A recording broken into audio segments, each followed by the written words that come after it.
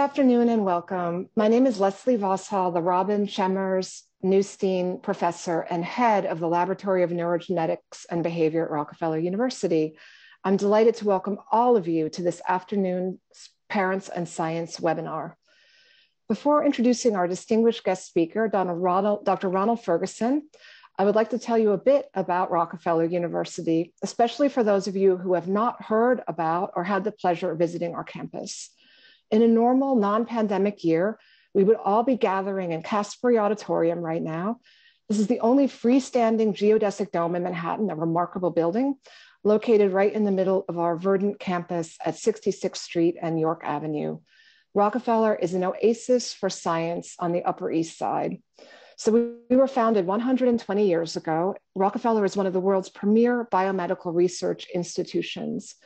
We were founded on the principle of science for the benefit of humanity, which still holds true today. A significant part of the work conducted in Rockefeller's laboratories is fundamental basic research to better understand the essential processes of life, health, and disease. The university's discoveries enhance human knowledge and create new opportunities to treat, prevent, and eradicate a range of devastating human illnesses. So compared to our peer institutions, Rockefeller is relatively small and non-hierarchical, an institution run by scientists for scientists. There are no departments, only 70 laboratories, each led by a principal investigator who reports directly to President Richard Lifton.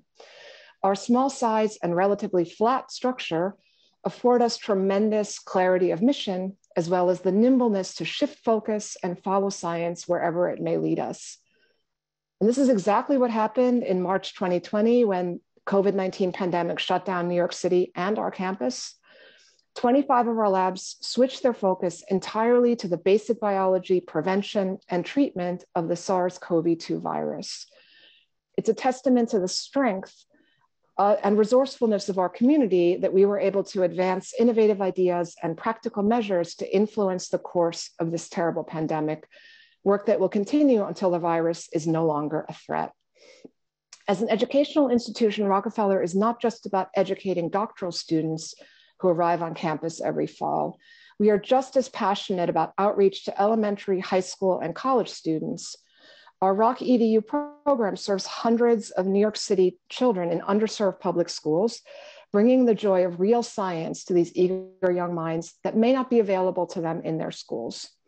We also want to share our knowledge with the broader New York City community. And this Parents and Science initiative that you're joining today that's hosting our webinar was launched more than a decade ago to provide a resource for parents and educators who want to know more about how contemporary research is transforming our understanding of childhood health and development. And so on that note, it's my great pleasure to introduce our guest speaker today, Dr. Ronald Ferguson.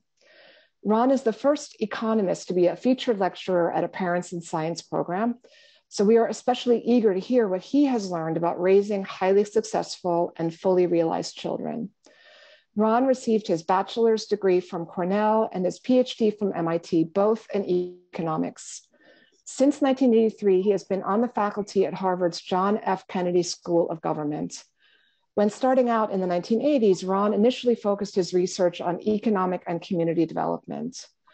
By the late 1980s, he had shifted to studying education and youth development to shed light on how academic skill disparities with deep origins in racial inequality in this country were contributing to growing income inequality. Because of this work, he was instrumental in the formation of the Achievement Gap Initiative at Harvard University in 2005. The aim of this initiative continues to be to raise student achievement across all groups, while also narrowing racial and ethnic disparities. Ron is a legend. In a New York Times article published a few years ago, Jeffrey Canada, president of our great Harlem Children's Zone in New York City, called him a, quote, national treasure. Michael Casserly, director of the Council of the Great City Schools, noted, Ron has done more to help us understand the dynamics behind the achievement gap than anyone else in the country. So very impressive. While studying achievement differences, Ron discovered that gaps are evident by the time a child turns 2. This discovery led him to shift focus again, this time to the importance of early childhood education. He founded and is president and CEO of The Basics Incorporated, an organization focused on brain development and early childhood parenting. The Basics program takes a holistic approach, engaging whole communities to support vibrant learning and brain development in infants and toddlers. Ron's most recent book, which I had the pleasure of reading, here it is, beautiful book, co-authored with Tatcha Robertson, was published 2 years ago and is titled The Formula: Unlocking the Secrets to Raising Highly Successful Children. The book is based on over 200 interviews with extremely successful people and many of their parents from different communities within the US.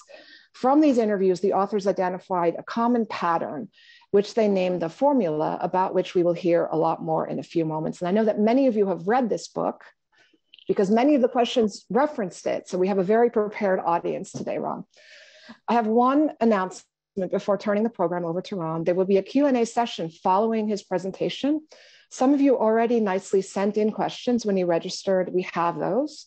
Anyone who has a new question during the presentation or the Q&A, please use the Q&A function in Zoom at the bottom of your screen and type in your question. We will try to answer as many questions as we can. And so, Ron, I am delighted to turn the program over to you. Thank you. Great to be here with everybody. Like most of us, I'm sitting in a room by myself looking at a computer, but I'm imagining you on the other side there, and it's great to be with you this afternoon. And I'm happy to be able to share with you a lot of what I've learned over the last 20 or 30 years about how to help human beings become their best selves, how to help parents help their children, and the roles that teachers and even peers play in helping people to become who they become. I want to start off with a little poem that I use sometimes when I work with teachers in schools to talk about the amount of the fact that there is latent, unharvested potential in all of us. And that's why we have schools. That's why we do a lot of what we do. And the poem is called Sure as Sunlight. There's a child here in your caring who may someday cure all cancer, but you've got to lay the groundwork so that it can come to pass. She's the child who has not blossomed, so you cannot see her brilliance. But as sure as there's sunlight, she's here, now, in your class. I can't tell you what her name is, nor her height, nor weight, nor color, only that she is potentially a history-making lass. Every one of us has latent, unharvested potential. It reminds me, Robert Schuller, some of you might have watched The Hour of Power if you're old enough. Robert Schuller used to have a lot of sayings to help pump folks up and motivate them and keep them going. And one of his sayings was that any fool can count the seeds in an apple, but only God can count the apples in a seed. The number of apples in a seed depend upon how effectively we cultivate the seed. And raising children is very much like cultivating seeds. We invest, we cultivate, and our children blossom. And so the question is, what can we do to help our children blossom to their fullest potential, become the best possible examples of themselves? When we think about the qualities we want our children to have, there are things we can think of as success factors. One is the kinds of things that are tested on standardized tests: reading skills, math skills, reasoning, academic knowledge. The second category is ethics and moral development. We want our children to be honest, generous, kind, and empathetic. Then we have what we call agency-related factors. And when we think about what is agency, that's kind of a strange word that you hear sometimes, but it's not always clear what people mean by it. I think of agency as the opposite of helplessness. Someone who feels helpless has things they would like to do, they have things they care about, but they don't do anything. They just sit back and worry about it. People who have agency get up and do something about it. They are action-oriented. They are purposeful. They are assertive. And so there are qualities, there's a whole literature that's rapidly developing around mindsets, the ways that people think. They have one growth mindset. Growth mindset is the belief that how smart you are depends upon how hard you work. And it's contrasted with a fixed mindset. One of the most interesting findings recently about growth mindset is that one way that parents sometimes undermine growth mindset is to get too worried, too anxious when their children fail. If a child sees his parent get worried when they don't do well, the parent thinks, oh, maybe dad thinks I'm at the edge of my smarts.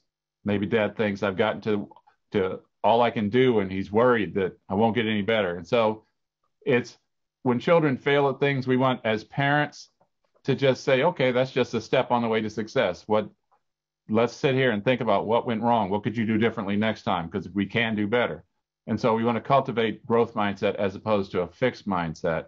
And it's also related to the idea of mastery orientation. We want our kids to really get in the habit of doing their best work and really want to learn things thoroughly, as opposed to a performance orientation, which is if they think they're smart, they want to show off. And if they think they're not smart, they want to stop anybody from discovering that.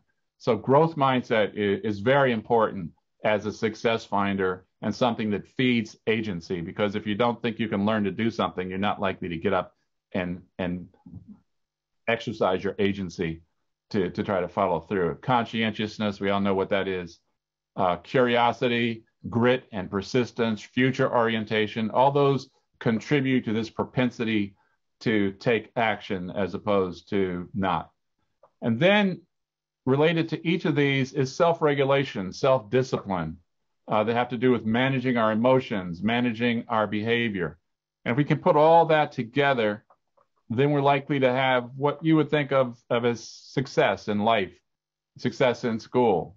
And different people define success different ways, but whatever somebody's notion of success is, they're more likely to achieve it and to become a high quality version of themselves.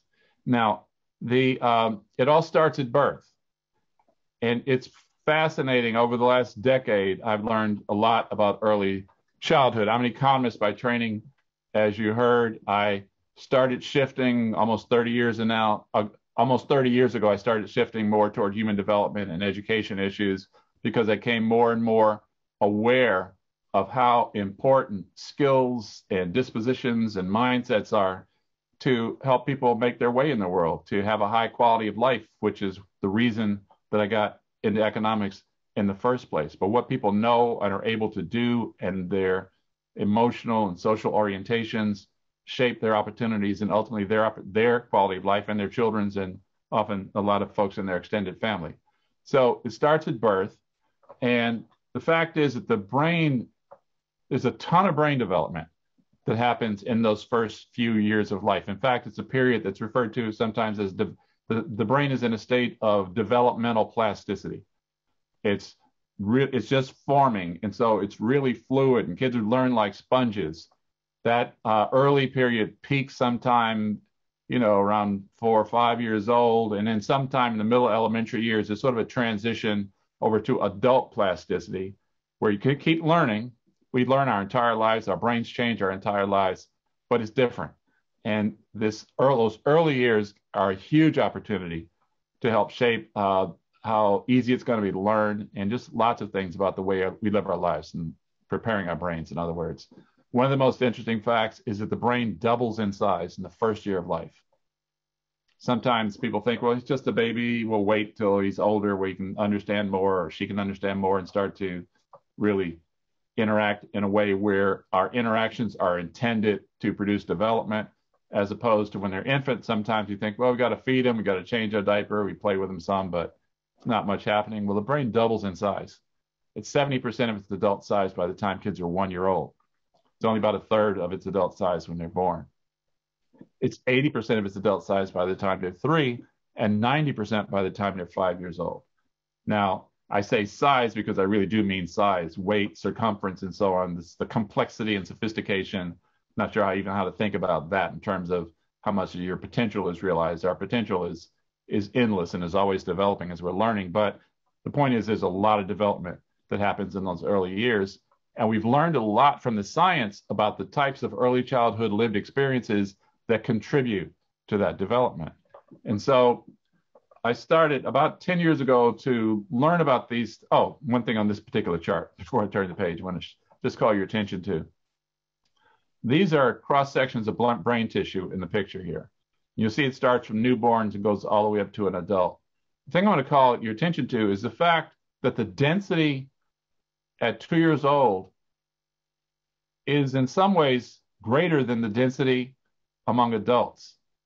The adult column, you'll see there look like broken threads at some places in the pictures here. Well, there's sort of a use it or lose it phenomenon. There's a process called pruning, where the brain pathways that don't get used a lot tend to wither away some, and the ones that get used a lot tend to thicken up. And so you'll see in the adult diagram, these nodes almost, these thick places, and then threads that are connecting them.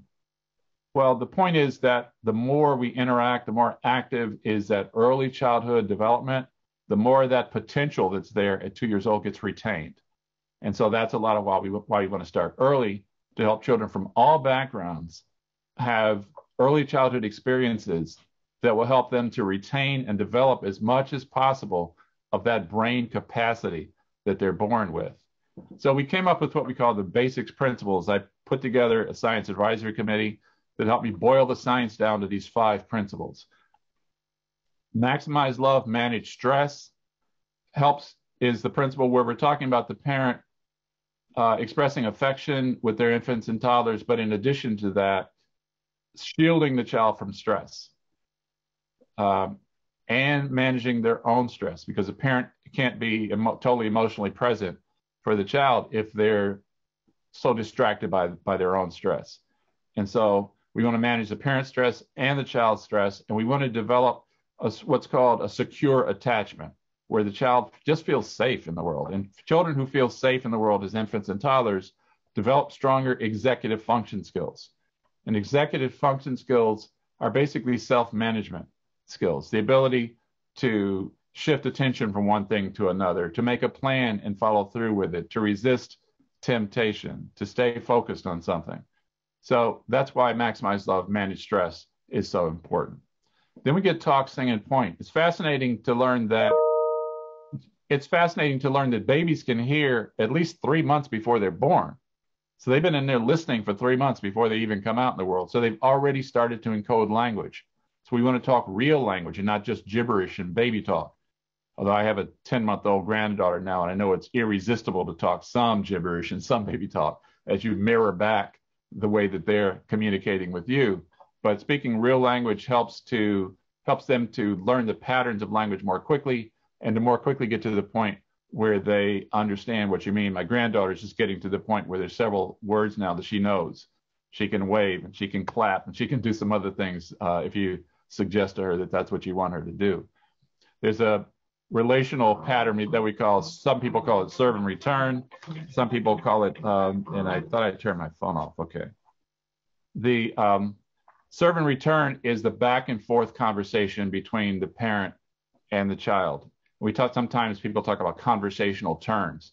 One of the interesting things that there's a project at MIT that recently did some MRI studies and found that the more back and forth exchanges there were in the households of children who were 4 to 6 years old, the more certain regions of their brain lit up on the MRI screen when they were in the MRI machine while someone in the room was reading.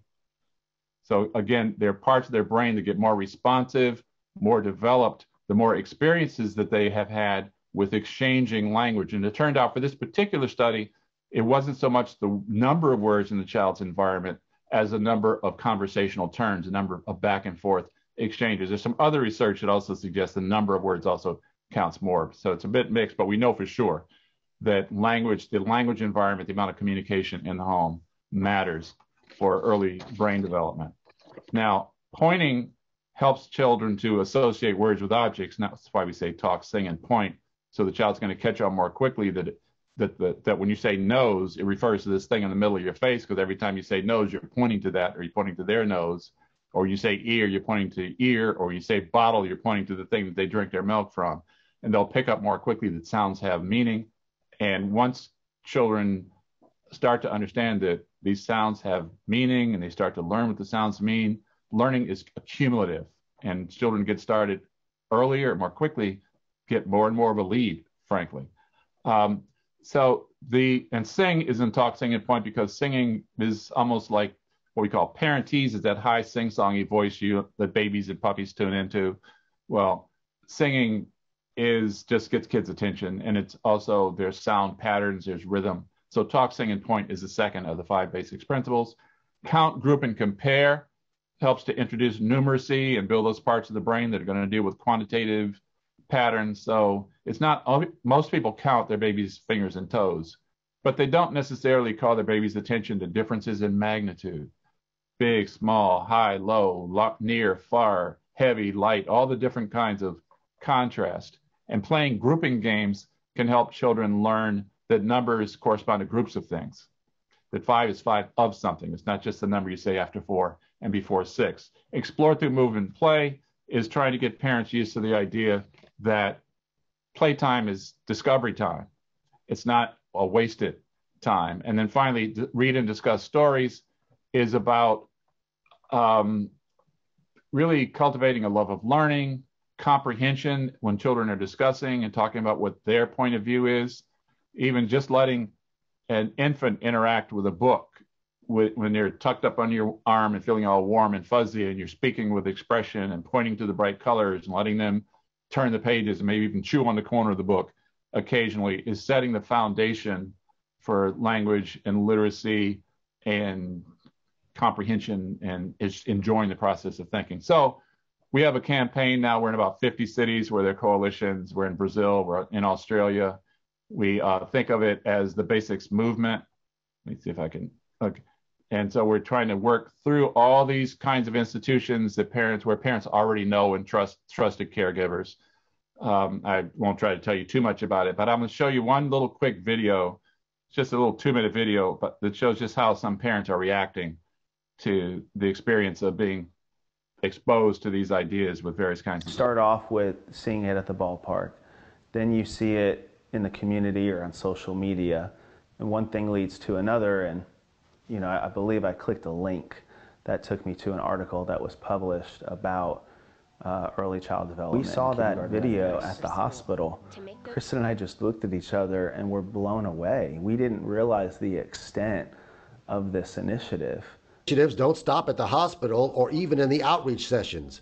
Tips are texted directly to parents twice every week as part of Basic Insights, a program developed by Harvard professor Dr. Ron Ferguson. Around 50 communities nationwide are piloting Basic Insights, and Pensacola leads the way in registering parents with over 2,000. The texts give parents important nudges to interact more with their child. All those text messages, I said, let me try it. You know, it don't take nothing but a few seconds, so why not try those things? You never know how it could change you or change what you felt, because sometimes if I felt like, oh, I can't do it, or he's not understanding, but I got that text message to show me how to help him get through it and understand it, is excellent. Everyday life of taking care of a house and taking care of a kid, and you know, you forget sometimes to sit down and read a book, but when I get that text message, it's like, wait a minute, stop what you're doing, the dishes can wait. During a child's first few years of life, their brain grows faster than in any other period. It grows like a muscle, getting stronger as they connect with you and explore the world. Basics Insights helps you make the most of the time you spend together by sending science-based facts and activities customized to your child's age. You can choose to receive the tips as text messages or on WhatsApp. It takes just a couple minutes to sign up. From the first text on to now, I loved it ever since, and it got me more active with him. I don't know what I would do without it. It's just amazing to be reminded of simple things that your kids can really enjoy and learn from it, which is the most important thing. I would recommend this to anybody. Enjoy learning and growing together. Basics Insights for early childhood caregiving. Reminders to do what really matters. Okay, so let me move that.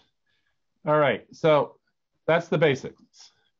Now, I also, over the years, have done a lot of work with schools and teachers. We founded a project called the Tripod Project around 2000 that turned into something called Tripod Education Partners.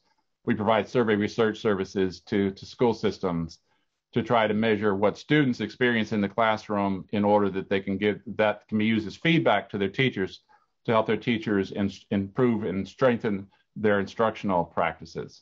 And so I'm going to talk a little bit about what we call the 7 C's framework, and these are components of effective teaching that are, again, contribute to children acquiring those success factors, those success qualities that I started with. And there are three categories of C's here. There's personal support, which is care and confer, curricular support, captivate, clarify, and consolidate, and academic press, which is challenge and classroom management. I'm going to say a little bit about each one in terms of what we've learned from the research. We've got, millions of observations from real classrooms, and we can look to see how particular combinations of classroom qualities, these CCs, the level on each one, how those combinations predict student engagement on a number of different dimensions. So what I'm going to do right now is just run through some of the conclusions we've reached from studying some of the patterns in those data. First of the C's is care. And here, the point is that if teachers are too nice, if they care too much, they will coddle students. And so the point is here, be attentive and sensitive, but avoid a tendency among sensitive teachers to coddle students in ways that hold them accountable to lower standards and undermine their agency. Okay, if teachers are just too soft, too nice, kids relax, they don't do their best work. Now, that doesn't mean teachers shouldn't be attentive and sensitive and loving, but it also means you can overdo that. The second of the C's is confer. What we found here is that teachers who confer without purpose undermine student agency. So you see the language says, encourage and respect students' perspectives and honor student voice, but also stay focused on instructional goals. Avoid extended discussions that have no apparent purpose and thereby fail to model self-discipline and effective agency. We can hold all of the C's constant statistically and change one at a time and see what varying that one at a time, what implications varying each one at a time has for student engagement and student agency. And we find that holding everything else constant, just changing confer, you often actually reduce student effort. And I think what's going on there is students know this teacher's just chatty, or he's not really serious. He just wants to talk about nothing all the time. If confer is in service to captivate or clarify or challenge, then the complementarity between confer and the other is what's going to give you the punch that you're looking for. Captivate, point here, it never hurts to captivate. It never hurts to fascinate children and have them be interested, but they don't always show it. So we want to let teachers know that even when students act unresponsive or disinterested, sometimes they're just trying to look cool for their friends. So don't assume that because they act disinterested that they really are disinterested. Test it out a little bit. And obviously, to captivate students from different backgrounds may sometimes require adapting to their particular interest, or even not just different backgrounds. Different students in the same room can have different interests, where to the degree that the teacher can be responsive to those, they're more likely to get the engagement and the agency that they're looking for. Consolidate is just a matter of regularly summarizing things and checking for understanding. And here, one of the most interesting findings to me was that when we looked at students' impressions of whether they had learned a lot, so we have a survey question that's, in this class, we learn a lot almost every day. Consolidate was the strongest predictor of that, because when you pull it together and summarize and link what you're talking about today to what you talked about last time and next time, you're actually telling students what they learned. You're reminding them that they actually learned something. So consolidate is important, at least in that regard. Clarify has three different parts to it. It's clarify by clearing up confusion, by explaining things clearly, and by giving kids instructive feedback. One of the interesting things here is that if you clear up confusion too quickly, that will undermine agency also. You may have had experience helping your child with your homework. They just helping your child with their homework. They just want you to give them the answer. But if you go in and you give them the answer too quickly, they get in the habit of not thinking hard to try to figure the answer out. And so you want to give more instructive feedback. You want to coach them just enough so they get unstuck and to continue moving along with their studies. And making lucid explanations, the one in the middle here on the page, that never hurts. Obviously, explaining things really clearly never hurts, but sometimes there is confusion, and particularly in cases where you think children can figure it out on their own, or at least could make a few steps toward figuring it out.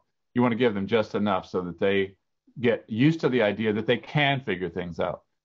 Okay, growth mindset is cultivated partly through the experience of figuring things out that they didn't understand initially. So when you hit a new obstacle, it's like, hey, this is just one more thing to learn that I don't know yet, as opposed to hitting an obstacle and thinking, well, I guess that's it for me. I'm not smart enough to go any further than that.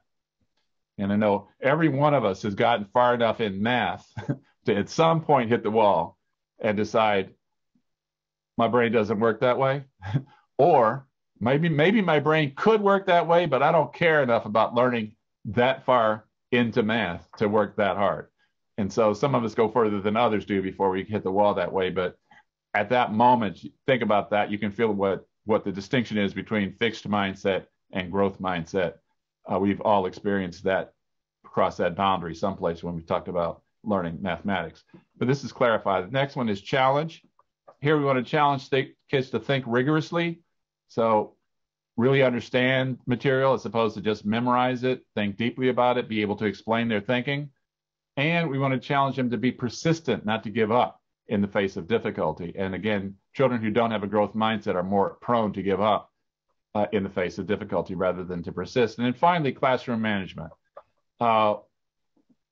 It's hard for children to learn in a totally disorderly classroom.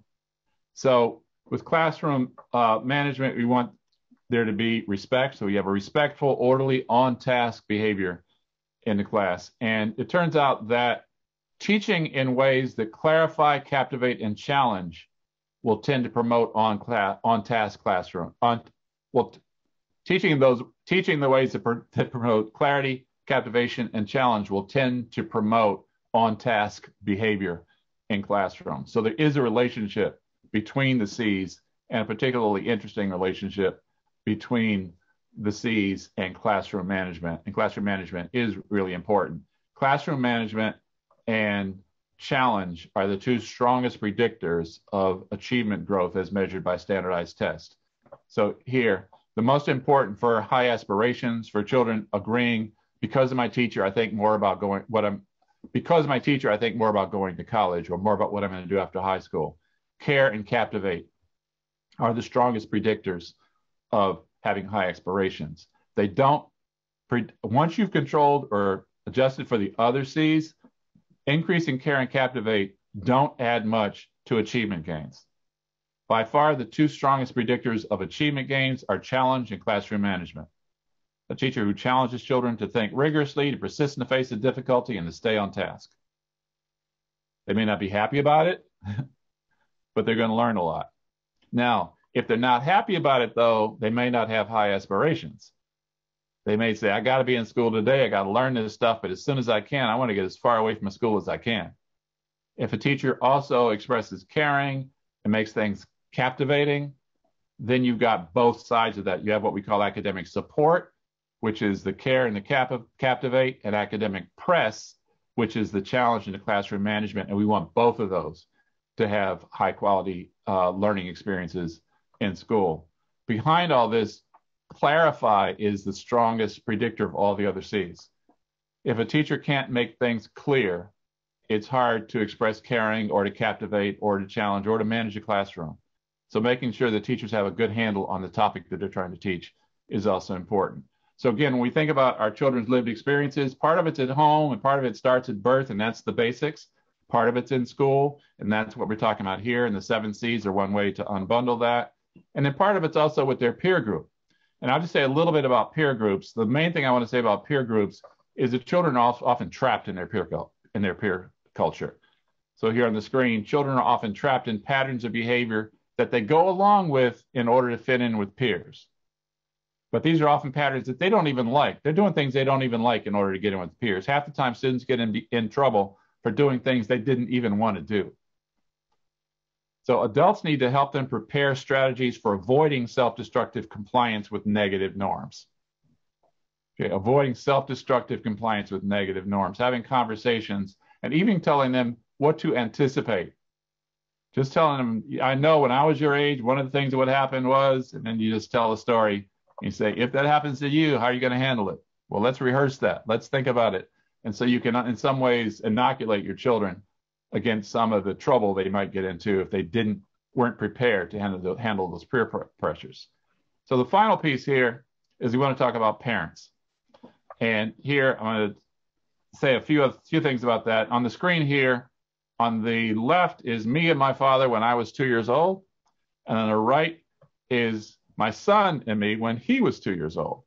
And so I thought I'd just throw in a little personal example here from the parenting piece. And here, I'm going to run through this fairly quickly so we can get to the Q&A.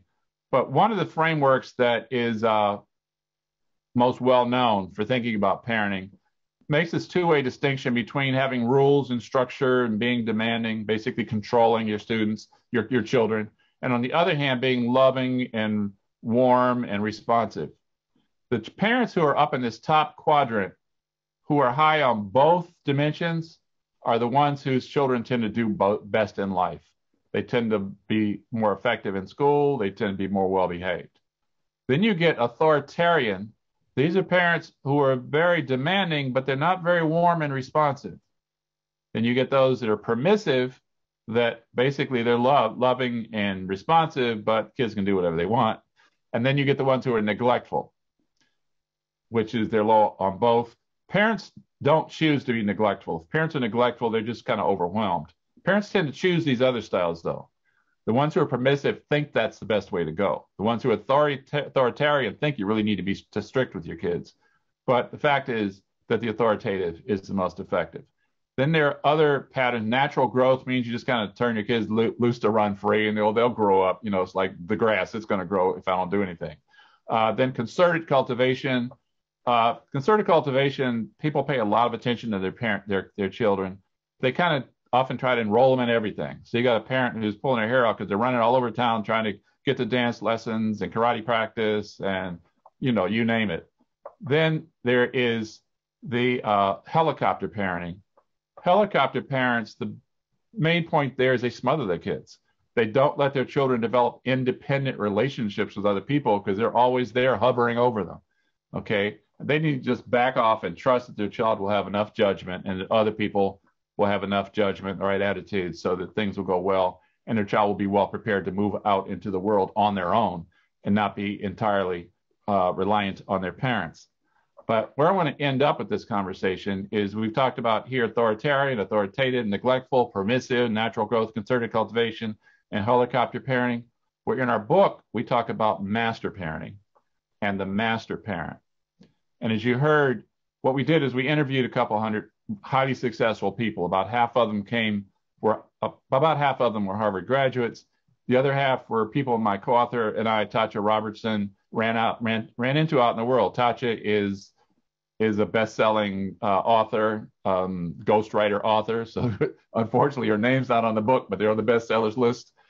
She's also a journalist who's been very successful in lots of different ways. We teamed up because she came to me actually around 2014 and said, "Ron, I got an idea for a book." She'd called me periodically over the years, just as a talking head for articles she was doing. She said, "I got an idea for a book.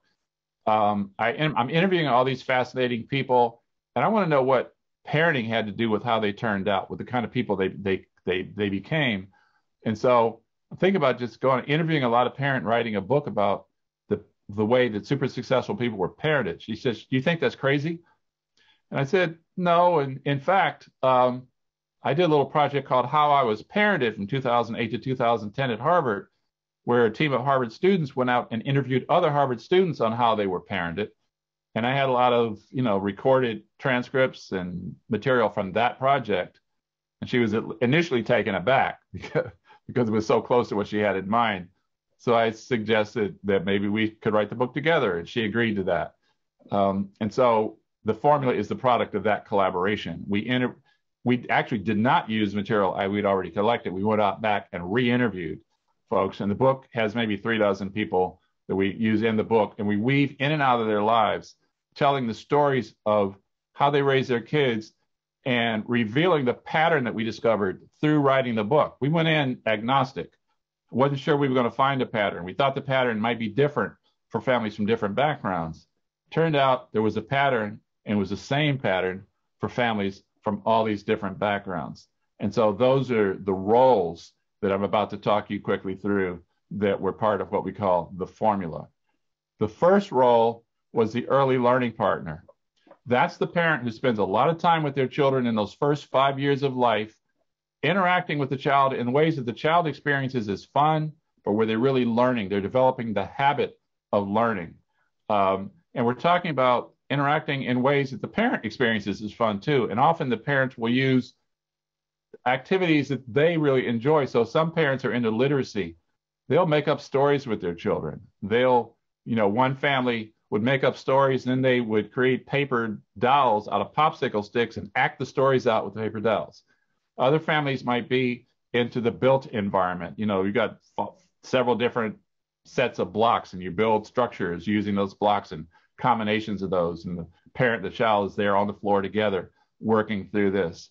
Most families will have some kind of puzzles they solve.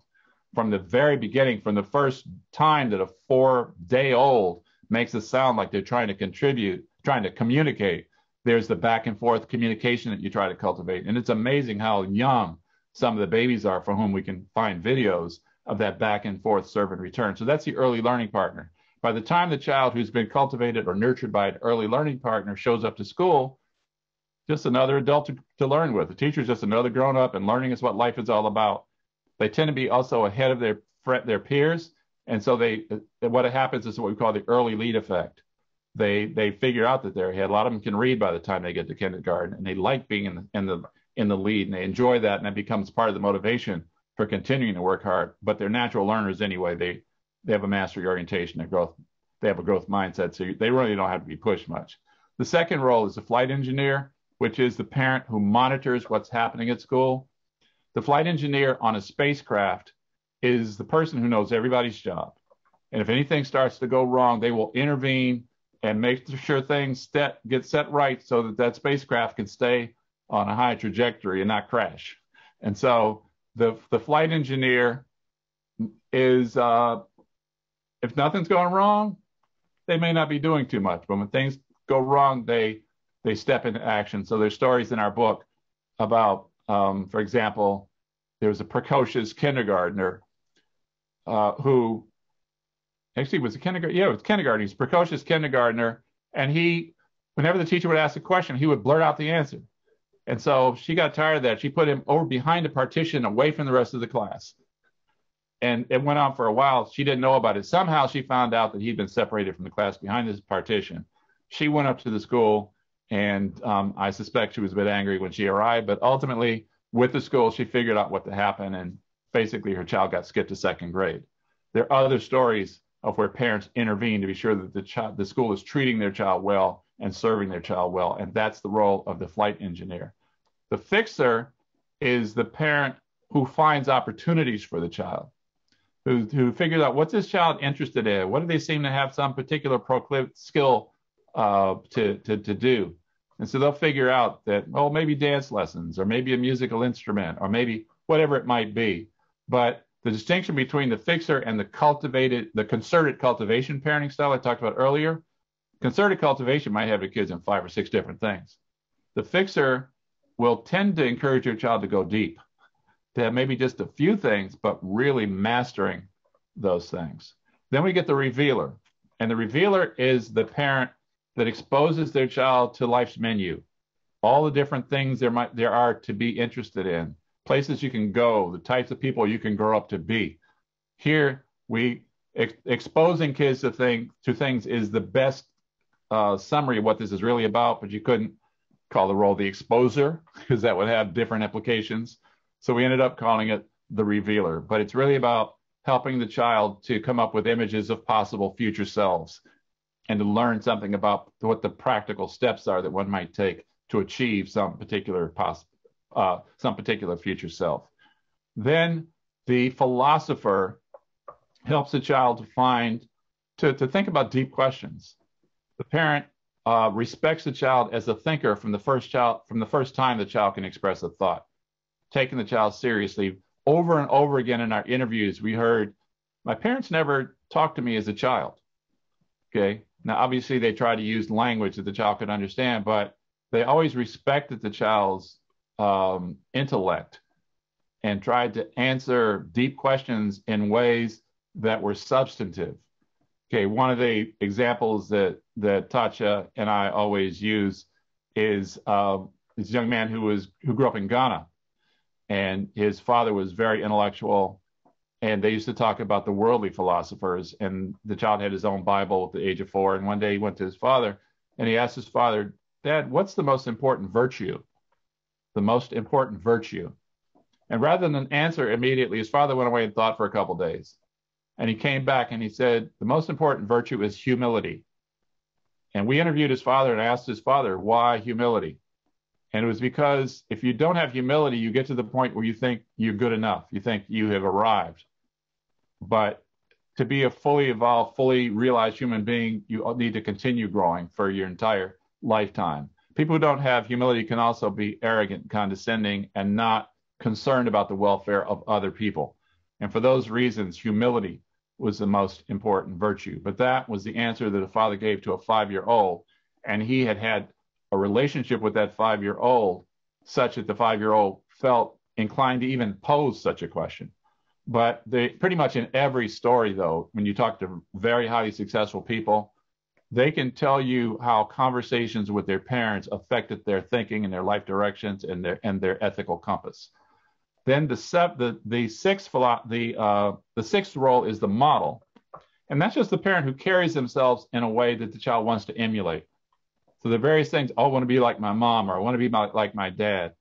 And it might have, I want to treat people like my mom treats people, or I want to manage money like my dad manages money, right? It could be almost anything, and they will tend to show children how to do things as opposed to just kind of telling them without really modeling. The seventh role is the negotiator. The negotiator teaches the child how to self-advocate. I remember one young man said, if I can't explain why my father should give me what I'm asking for, I may as well not even ask for it. And so getting the children in the habit of having to try to defend their point of view, to explain things, to negotiate, to bargain, to barter, to go back and forth in conversation to make their case, and also to not be afraid to speak truth to power respectfully. Okay, powerful people, if you speak to them in a respectful way, can explain why you're making the request you're making, will often go along with you. But you got to know how to do it, how to communicate with powerful people. And children of master parents learn this because their parents purposefully cultivate it. I should say that these folks all figured it out on their own. Not one person said, the way I parent is, I got it totally from a book. Now, some of them did read books, and some of them can tell you, particularly for the early learning partner, how they read things to figure out what they could do differently. But they became master parents because they were determined to be the best possible parent they could be. So they figured it out. The value of this book is you don't have to figure it out. It's in the book now. And so just read all the examples of ways that people went through this. And to the degree that people have done these things, they become master parents, it sticks with their children. It gets stuck in their head. So the 8th role is what we call the GPS navigational voice. And this is the parent's voice in the child's head, just reminding the child of all those things they learned while they were growing up. So I'm going to end the talk with a poem that, and I'm going to jump over this little piece right here. Maybe you might come back to it in Q&A. The basic point of this little piece right here is that every child has their own North Star. And even though some children might start out way behind thinking that everybody was ahead of them, in this diagram, this person B is the only one that's going out to the green star. A is not ahead of them. Blue is not ahead of them, even though the arrows are longer. And so we have to help every one of our child, including those who struggle in school, to know that they were put on earth for a reason. They've got their own North Star, and their life's work is to figure out what it is. But finally, the Caregivers Promise. And this is a poem written from the perspective of the parent of an infant. With my heart, I will love you and shield you from stress. With my mouth, I will speak what I feel. With soft words and sweet songs, every time I behold you, I'll show you that my love is real. With my fingers, I'll point at the objects I name, and I'll count them in groups to compare. With my feet, I will take you outdoors to explore while we play and enjoy the fresh air. With my eyes, I will read as I show you the world through bright pictures and stories in books. These are ways to make sure that your brain is prepared for successes wherever you look. This my promise I make from the day of your birth, that these basics I'll faithfully do. For my job is to help you grow happy and smart, starting now, when your life is brand new. You will learn that your life is an artwork and that you are the artist in charge. But before you decide what to do with your life, listen now to the beat of my heart. And with that, I will stop and unshare my screen. Ron, that was really beautiful. I love that you began with a poem and ended with a poem. My daughter's 19, and I feel like if I had heard this talk 20 years ago, I would have been so much better prepared. I was thinking when you buy a toaster oven, you get like a 50-page manual about how to turn it on, how to clean it. When you're handed a baby at the hospital, you get nothing, absolutely nothing. And there's so much chaotic information. So thank you so much. I'm going to jump right into questions if you're ready. Sure. We've got some great questions. I'm going to start with a question from a local celebrity. So this is from the former chairman of the Rockefeller Board of Trustees, Russ Carson. Very passionate about education. He's the chairman of the Partnership Schools in New York City. He has two questions. The first is about the pandemic. How do we make up for the academic loss that has occurred as a result of the pandemic? Tough question. Yeah. Simple answer is we have to find ways to have more high quality time on task. And in order to have more high quality time on task, I think we need to enlist children as co-conspirators in their own development. Okay. We don't have time to try to convince them, you really need to learn this. And to enlist them as co-conspirators in their own development, we need to tweak the instruction at least a bit toward things that they're actually interested in, so that there's some intrinsic motivation. And then we can leverage that to get them more engaged in the things that they might not be as interested in. Similarly, we have to support the adults and their emotional needs in order to get the adults to put in the work to engage the children. Okay, from where we sit, we're not touching those kids. The only way we touch those children is through other adults. And so in some ways, almost everything we say about nurturing children can be said about nurturing adults. Okay. If they're adults that you're supervising, we could go back through the roles in the formula or through the 7 C's and ask, how do these same concepts apply to nurturing adults? The only thing that I would add for nurturing adults is adults often, we've got them in communities. So it's also part of building teacher professional learning communities and supporting people through those. But simple one-liners, high quality time on task. Then the question is, well, how do we get that? Perfect. The second question from Russ Carson that I always ask myself too, which is a great question. Why do we have a school day and a school year that was set when the US had an agrarian economy, right? The whole summer is off, school ends at 3 o'clock, crazy. So why do we have that? Because we're stuck in it. Okay. Once you've got a house built and you put the bathroom in a particular location, you might decide, I wish the bathroom was in the next floor up over here. Yep. Okay.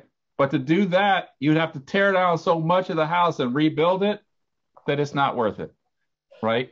So parents' work days are scheduled in particular ways. Just our entire world is organized around this particular schedule. So it may not be the best one, but it's the one we're stuck with. Yep. There's other countries that have a 3-week summer vacation and the school runs many more days. Is it your sense that that's a more or less effective way to educate children? More time on task is always good, right? But too much time on task can be overwhelming. People do need some time off. Whether they need that much time in the summer, probably not. But again, teachers are used to having their summer off now, right? Parents are used to taking vacation in the summer particular times. Okay. So everybody has got their life organized around the existing schedule. There have been experiments where people do try to change, maybe it's 3 months on and a week and a half off and then 3 months on. There are a number of different variations people have experimented with. I've never heard of a study that found a big effect of that. But, it's probably because when they changed, they were always in a transition period. They were never in a fully developed equilibrium, right? Because they'd always all have recently changed. So I don't think you probably haven't had an experiment where you've gotten totally to the new equilibrium with a new way of organizing time. Yep. Great. I'm going to jump back and forth between the live and the pre-question. So here's a live question. What happens to children who do not have a North Star, related to your last graphic? They aren't motivated in the way that they would have. They end up living day to day. They end up responding to whatever the most recent stimuli was. They end up becoming discouraged when they don't do well. They develop a fixed mindset rather than a growth mindset. They don't carry themselves in ways that people who could help them are attracted to help them, right? People who are in positions to help children are looking for a child who wants to be helped, right? And so all these factors don't come together around the ones who don't have inspiring images of possible future selves, or who don't have the idea, who never internalized the idea that there's something out there I'm supposed to achieve in my life. So I need to search for it, keep trying different things. And so but again, I think part of one challenge, and I don't want to stay too long in any one question, but for children who aren't in the top of their class, sometimes they decide, well, nothing special I can do in my life, right? Because there's a certain group of kids who get celebrated in the schools and who is celebrated at home, and the rest of them figure out, well, the things that those people do, like four-year college. Fewer than half of adults in the United States have four-year college degrees. Okay, and in fact, it's less than 40% of adults have four-year college degrees. Only about 45% have any college degree. But we make it seem like that's the only way to be successful. And so kids who don't get a four-year college degree feel like failures. And what we need to do is to promote the idea that all work is honorable. Okay, if nobody picked up the garbage, think about what the state of the world would be. So if nobody was there at the cash registers at the grocery store, how would that work? So every job is necessary, and people get paid based on something. We talk about really the scarcity of the talent they have, but we need to have every child get to the point where they can feel proud and satisfied accomplishing things that are within their reach to accomplish, and they try to be the best version of themselves that they can possibly be. And so I think I don't remember what the question was at this point. The North Star, yeah. The North Star, yeah, the North Star. And so we need to try to figure out for each individual child the direction that they might need to go in to find their North Star. Okay, we find in the formula that a lot of these really high achievers have younger siblings that are not as successful. And we get the story there. It's often that the parent didn't do anything that differently, but the high achiever got so far out front that the other child figured out, I can't compete with that. Yeah. Okay, so I'm just going to try to be popular at school. Yeah. And so that's part of the challenge. Were you a firstborn? I was the firstborn. See, I can tell. I was the one for whom at least two of my brothers figured out they couldn't compete. Yeah. And their lives both went off the rails. And I have two other brothers who've done pretty well. Here's another question about intrinsic differences in kids. So this person asked, I'm always interested in ways to support all kids, but especially those who are perfectionists and give themselves little room for making mistakes in their learning journeys, whether academic, athletic, or through the arts. So I guess the question is, how can you help the perfectionists? Tell them, don't be a perfectionist. Good, yeah, done. Okay. The question is, why are you a perfectionist? Yeah. Often people who are perfectionists are afraid of failure. And their whole self-concept rests on whether they get something wrong or not. And so you tell them, Robert Schuller I gave another quote from Robert Schuller. He had a saying, success is never certain and failure is never final. And so stuff doesn't go right, it's done, it's over, blow it off, do your best the next time around. Keep moving forward. Life will go on. I remember I had a student in my class one time. It was a microeconomics class at the Kennedy School at Harvard. And she'd just gotten a B-, and she was really unhappy about that. But then she sat back and said, well, my mama still loves me. So it's like, not the end of the world. And so I would try to help them not be perfectionists. But then I would try to help them have the opportunity to live out whatever their passions were, whatever their passion projects might be. So if they're interested in the arts, I try to make sure they have art equipment. if they're interested in theater, I try to make sure they have exposure and meet people who are in the theater.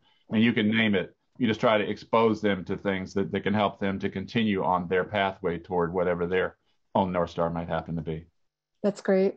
So now we have a question about achievement gaps. So how would you characterize achievement gaps in the US today with what you found when you first began studying the disparities among children? Are there signs of hope that we are doing a better job eradicating disparities today, which is a very poignant question. The signs of hope come more because of the progress we've made over the last 40 years. There's still a lot of places that aren't getting it done. The other places signs of hope come from is that there are very successful schools today serving children who come from groups on the bottom side of the achievement gap. And so some of the most effective charter schools, for example, and not just the most effective charter schools. Sometimes I rank order the schools in Massachusetts by the learning gains that they produce. And when you have schools that serve less advantaged kids, their average scores still don't end up being that impressive. And so you won't notice them if you just scan the data.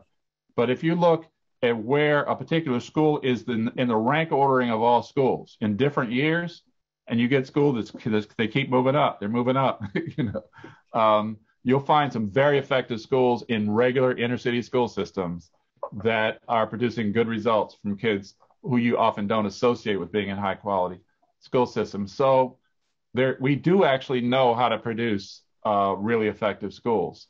We don't have the capacity to do it right now. We don't have the number of leaders, of people who are in positions of leadership to produce the schools that are as strong as what we know how to do. People will be surprised that one of the strongest school systems in the country is Chicago. Mm-hmm. It's one of the biggest school systems in Chicago. But if you there's a New York Times article that had one of these technology arrangements where you could put in the name of a school system and then see where they are in the national configuration of the data.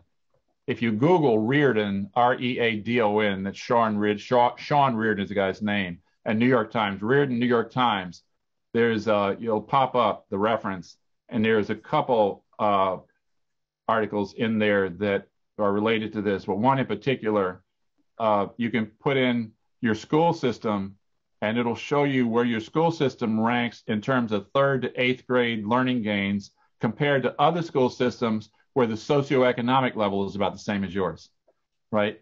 And so among other school systems where the socioeconomic level is about the same as Chicago, Chicago is close to the best in the country, okay?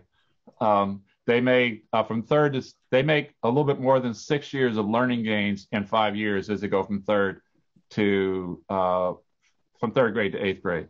Amazing, and it's hidden in the data. Yep, it's hidden in the data. But in terms of long term with the achievement gaps, 63% of the black-white reading score gap between black and white 17-year-olds disappeared between 1971 and 1988. Look, in the National Assessment of Educational Progress long-term trend assessment, they use pretty much the same test over a long period of time. And in 17 years, 63% of that gap disappeared. Amazing. A good chunk of the math score gap also disappeared over that same period. Since 1990, it's been kind of flat. Not a lot of new progress in narrowing gaps. But during that period, some people attribute that period to the civil rights movement and to the access through the court desegregation orders that a lot of kids from less advantaged backgrounds had to schools that were just stronger schools. But I think there are a number of different pieces of evidence that show that skill-based measures, test scores, are not written in stone. Even IQ tests are not written in stone.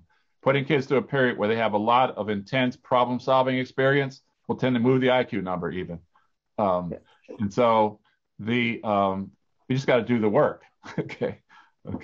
Some people are trying to find excuses not to do it. Well, you can find an excuse if you want, an excuse, but there's also enough evidence of progress to stay engaged. And I'm not happy about where we are, but I'm encouraged that we can do better. And you played a big role in getting us to where we were decades ago. So thank you. Well, that's hard to know from where I sit. But You're anyway, you're very humble. Back to humility. Thank you. So we have about, most of the questions are about social media. So I'll ask one of them, one of the live ones. So people have always worried about devices, and it's true. So the question: pandemic pushed children to increase their screen time. What do you suggest for social media screen time balance? I have no special expertise about that. I mean, there's some common sense things. Try to be sure that your child's not being exposed to negative peer pressure. Okay, within the past month, maybe a couple of weeks ago, there was national news about social media impacts on adolescent girls' body image. There is a lot of teasing that goes on online, and so it's hard for parents, because if you prevent your child from consuming it all, then they will be excluded from their peer groups, because the conversation at the lunch table at school is about the social media things. And so my unexpert opinion about it is that you should allow your child to be exposed to it, but prepare your children for how to interpret it. Prepare your children for how to interact with it. Find the things that they might misinterpret and give them an interpretation. Okay. You're going to hear some stupid stuff on there. Some of the people who are not the ones you should be following are going to become the most influential, because they have this personality that other people just kind of want to hang out with them. And so don't feel like you need to hang out with those folks. Okay. And also don't feel like the friends you have today are the friends you're going to have for your whole life. These people now that you're trying so hard to fit in with, you have no idea where they are by the time you're 25 years old. Okay. And you can imagine, if they keep being the kind of person they are now, they're not going to be in a very good place when they're 25 years old. You got to be your best self and prepare to be your best self. One of the things I use with teenagers that tends to click, at least during conversation, is a timeline. I draw a line, straight line, and I mark it off in 10-year intervals, and all the way up to about 80, and then I put just an arrow at the end of it. And I tell kids, you have no idea how long you're going to live, but let's assume that you live to be at least 80, and that's your timeline. And then I go back and I mark off the area from 12 to 18. And if I got a red pen, I color it in red, and I say, that's the red zone. I said, if you take care of business during the red zone, the rest of that line, you can have a great life. If you don't take care of business during the red zone, it's going to be a problem. Say, when you're 35 or 40 years old out here in the line, do you want to be worried about how you're going to pay your rent? Or do you want to be worried about where to go on vacation and what kind of car to buy? Okay. And take your own future self's advice. Imagine the 35-year-old you. What would they advise you to do today? You know the answer to that. Okay. Think about your own 15-year-old daughter. And you're the 35-year-old, the 40-year-old mother or father. What would that daughter tell you should have done today when you were 15? Okay, so you know the answer. So we just need to get kids in a frame of mind where they stand back and they reflect and they use their best judgment, because they really do know most of the answers. There was one study that I'll say just a sentence about in Chicago that worked with males, children, Black and Latino males in Chicago, adolescents who tended to get in trouble. And they made a big difference with these kids in school attendance and other things. I don't remember all the dimensions of the results, but the little nugget, the reason they think it might have worked was that afterward, these kids got in the habit of thinking before they acted. Okay. You're in a situation, before you do something, sit back and think about it. What will happen if I do that? What are the other things I could do? Why should I do this rather than that? The kids, afterwards, they report they become more reflective. And so we want to get kids to be reflective, not try to prevent them from interacting with social media if all their friends are in it, because we don't want them to be socially isolated, which just is going to be another problem.